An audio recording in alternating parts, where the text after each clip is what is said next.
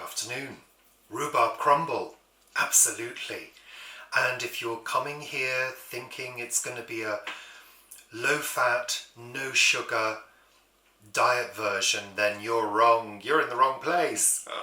This is full-fat, full-sugar, and 2 different types of sugar, and I'm using somebody else's recipe.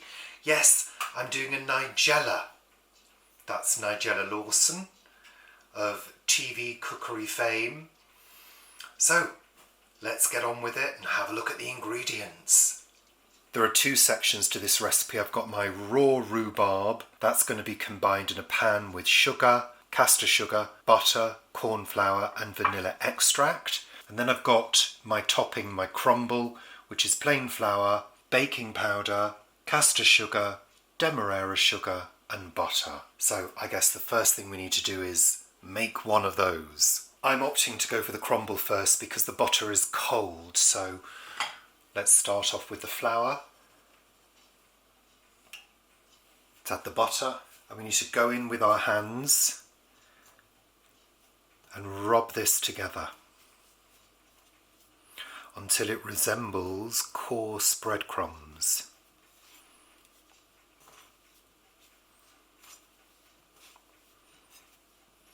I've just remembered I need to add my baking powder. I better do that now.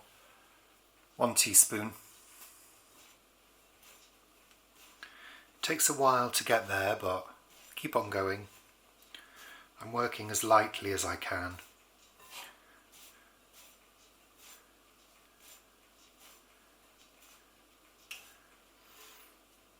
And really the butter needs to be very cold.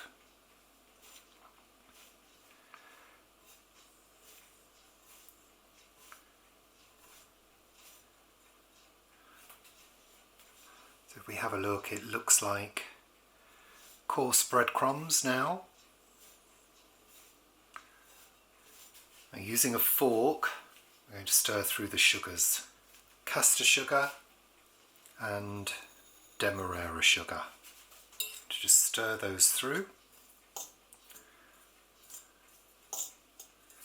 For the rhubarb, it simply says combine everything in a pan with the heat on. So I'm going to put the heat on.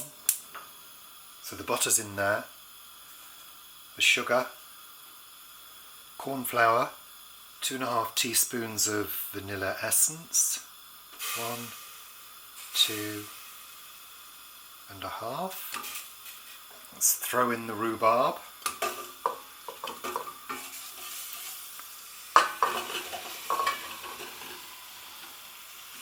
And the instruction says toss it all together,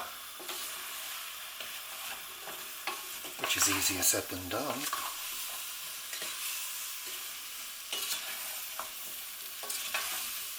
And it says to keep this on the heat for 5 minutes, so that's what we're going to do.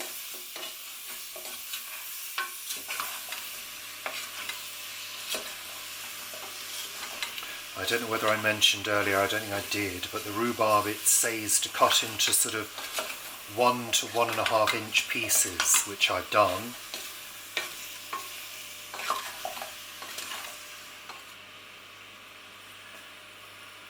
I've timed 4 minutes, so let's see. I don't think it's meant to cook, but there is a sort of creamy coating to it.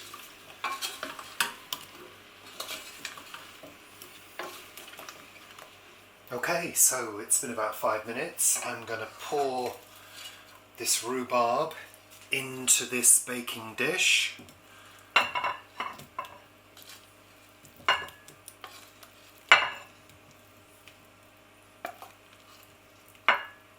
It doesn't say that I have to let it cool or anything like that, so I'm going to pour the crumble on top.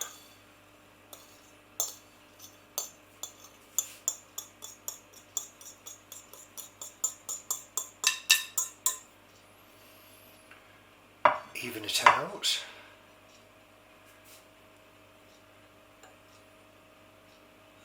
Okay, and that is ready for the oven. I think what I'm going to do is make sure there's a baking sheet underneath, because it does warn that it might bubble over and overflow. So Nigella reckons that's all part of the fun. Not if you've got to clean your own oven, it isn't. I think that will suffice. So let's say goodbye, and we'll see this in about 40 minutes.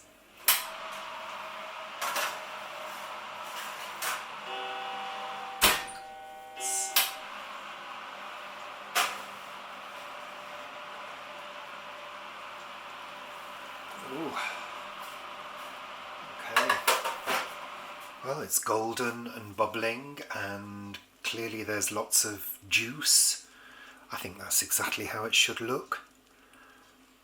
Could do with being a little bit browner on top, but I'm not keeping it in the oven any longer.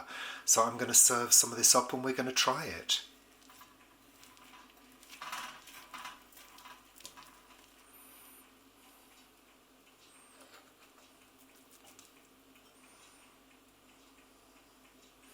So Paul, eat my crumble and enjoy it. Well, we'll see. It's Nigella's, remember, it's not my recipe. Well, it's a little bit crunchy.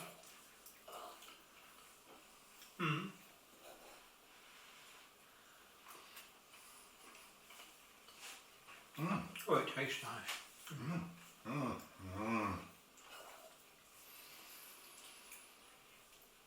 Got a bit of yoghurt with it. Yeah, a little bit of Greek yoghurt. Actually, it tastes really nice. The crumble's quite crumbly. Yeah, it is. The rhubarb is quite tart. Yeah, I love that. We enjoy something tart. I don't like sweet rhubarb.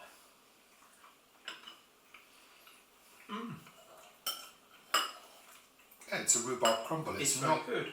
overly sweet.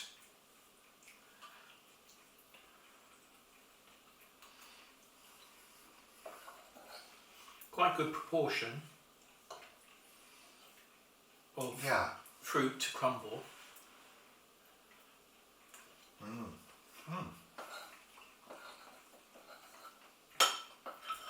Yeah, I like it because it's not too sweet. Yeah, it's okay. I can't say it's the most stunning dessert I've ever had. But it's good. Very nice. Thanks for watching. Bye for now.